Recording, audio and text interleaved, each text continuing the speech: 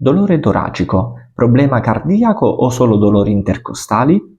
Io sono il dottor Placentino Filippo, cardiologo e aritmologo, e in questo video vi spiegherò le principali differenze tra il dolore cardiaco e il dolore cosiddetto intercostale.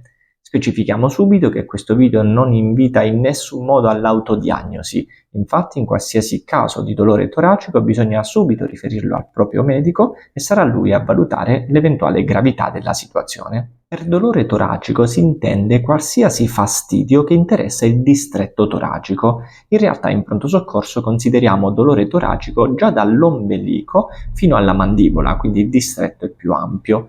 La principale preoccupazione di questo dolore è che ovviamente potrebbe riguardare il cuore, ma ricordiamo che nel distretto toracico sono presenti tanti altri organi come i polmoni, muscoli, ossa e soprattutto parte dell'apparato digerente.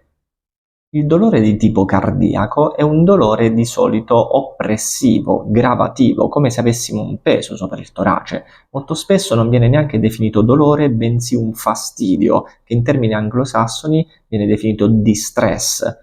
Questo fastidio può irradiarsi al giugulo, alla mandibola, al braccio sinistro, anche alla schiena, ma non è detto, infatti esistono tantissime sfaccettature del dolore e del fastidio che vengono definiti dolori atipici e che vanno un pochettino a complicare la diagnosi.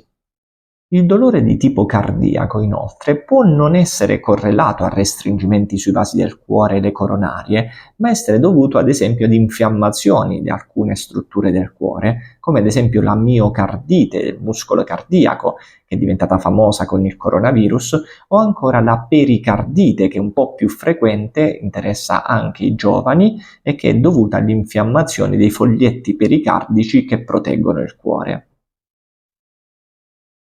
Prima di continuare con i dolori intercostali, vi invito a condividere questo video se vi sta piacendo e a seguirmi sulle mie pagine social Facebook, Instagram e YouTube, Dottor Placentino Filippo, cardiologo e aritmologo.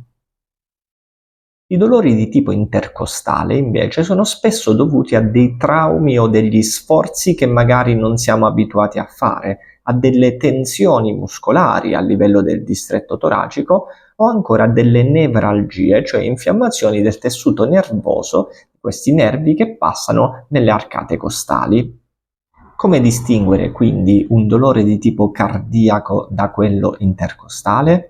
Ribadisco ancora che va sempre riferito al proprio medico e sarà lui a valutare e che è molto pericoloso fare un'autodiagnosi in quanto si potrebbe sbagliare.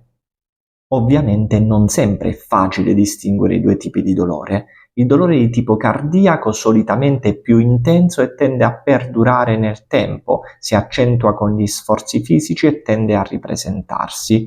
Il dolore di tipo intercostale è solitamente in un'area più definita, può essere anche puntorio, in un punto preciso, tende a modificarsi massaggiando quella zona, oppure modificando la posizione o ancora con la respirazione. Dei campanelli d'allarme sono sicuramente rappresentati da nausea, sudorazione algida, sudorazione fredda e dispnea, la difficoltà a respirare. Se il dolore toracico è associato a queste difficoltà, bisogna recarsi immediatamente in pronto soccorso. Il dolore toracico cardiaco tipicamente aumenta quando si fanno degli sforzi fisici o ci sono degli stress emotivi. Invece il dolore intercostale aumenta in caso di un particolare movimento che ovviamente va a coinvolgere quella parte muscolare e nervosa irritata. Infine c'è da ricordare come il dolore toracico può essere dovuto a tante altre situazioni dove solo per citarne alcune abbiamo i disturbi polmonari, i disturbi gastroenterologici e da non trascurare anche i disturbi d'ansia e gli attacchi di panico.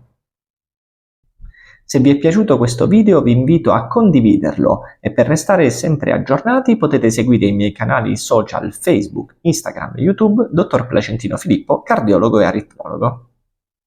Grazie e buona salute a tutti.